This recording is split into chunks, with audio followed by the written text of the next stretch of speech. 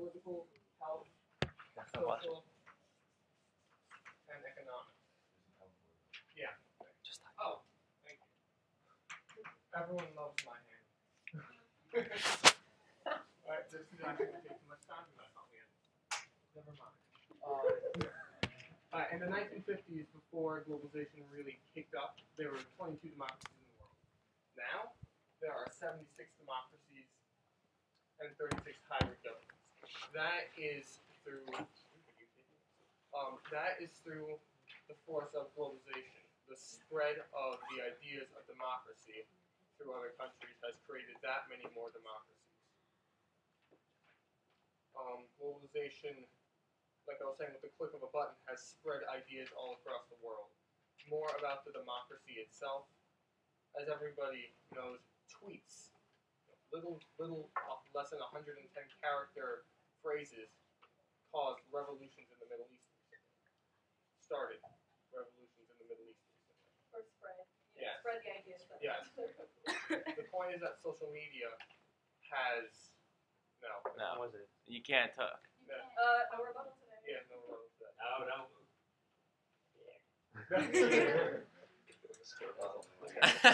Off! The point is Off, that- mini-me! The point is that through globalization and the social media, democracy has spread throughout the world. And more than just democracy itself, a sense of universal compassion has been created. Hear me out on this one.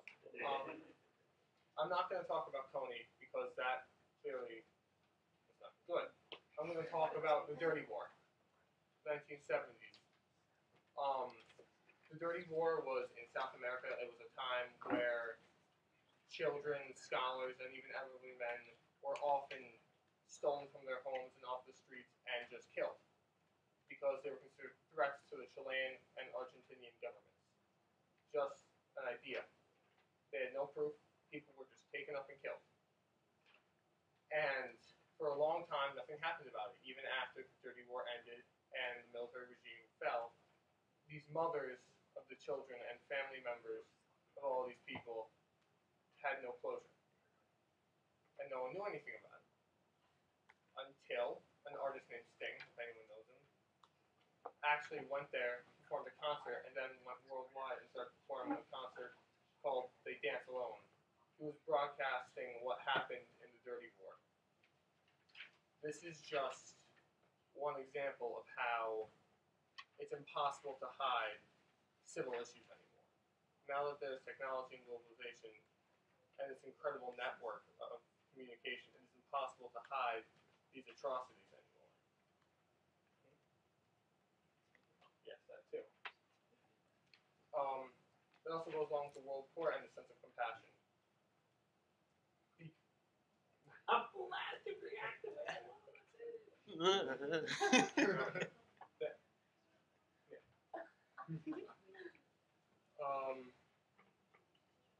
like I said, there's now a World Court which tries criminals from around the world.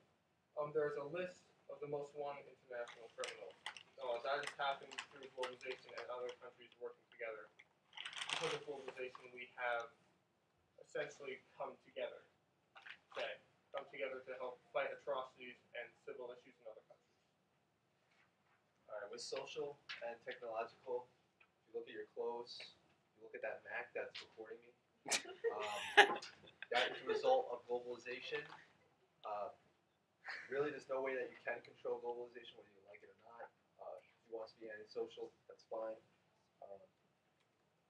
Globalization is often demonized as something that holds groups back socially and technologically. It's often used to keep social classes down. I disagree. It gives people initiative to actually work hard and try to pursue something. With multinational corporations, ideas are still spread no matter what. Cultural diffusion takes place, and it does give a sense of initiative for education. With women, I understand the whole spiraling down. At least globalization can. Yeah, but it's an essay. You're 15 minutes talking. Whoa, infighting. Alright. Infighting. From closed being another country social, it spreads ideas, shrinks the world. Our culture today is the result of globalization from all other countries. Another reason why globalization is important is that due to the technology of the internet, women's rights organizations have been able to quickly form quicker. I think Susan B. Anthony would love our technology today. There's also other organizations like I'm getting a little nervous. NGOs that actually help on this, and it still spreads ideas and gives people a sense of wanting to work. Even today, with technology, due to globalization, you see it here. I don't remember Occupy Wall Street last year. You do probably, but it did make our government realize that they can't get away with as much, even if you agree with it or not. Some of the things you can't get away with as much, and even as Daniel mentioned, the Arab Spring, it's amazing how a few tweets could set the whole course for an entire state.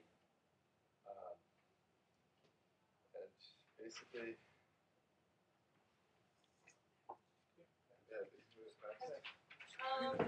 So there's been like a recent explosion of technological advances because ideas have been able to spread. And this has been accompanied by significant advances in the medical field as well. And this can all be explained by the the sharp increase in accessibility for like sharing of information, technology, ideas, and like a lot of this has been in the medical field. So we've seen significant changes in the past 100 years. The average human lifespan has doubled, and child mortality has decreased by 10 times, which is a lot. So beyond these advances in medicinal technology and theory, there's been a huge increase in global accessibility to treatment as well. And there's also been this sense of, I guess, like awareness and also like responsibility for the health of people, not just in your country, but worldwide. So for example, there's an organization called the Global Fund, which is a public-private collaboration between, like a private organization and the government, well, multiple governments, and basically they've created an international effort to treat diseases such as AIDS, tuberculosis in the area. These organizations have recognized a sense of global responsibility and interdependence and have risen up to benefit the health of people around the world. In many cases, we've seen significant amounts of success. So between 2003 and 2008 alone, adult deaths in Botswana due to AIDS has decreased by half. And there's been more than a 50% decrease in child mortality due to AIDS. So similar efforts have also been made in the treatment of polio, which I think is like a great example of the way globalization has helped us. In 1988, UNICEF, Rotary International, and the World Health Organization passed an initiative to eradicate polio. So today, the disease that used to affect the entire world, really, it was in the United States, it was in Europe, it was in Africa, Asia. Now it's only in Pakistan, Afghanistan, and Nigeria. So overall cases have decreased by over 99%, and organizations that have come together to strive to eradicate diseases like these have really made like a huge impact, and this is all because of globalization.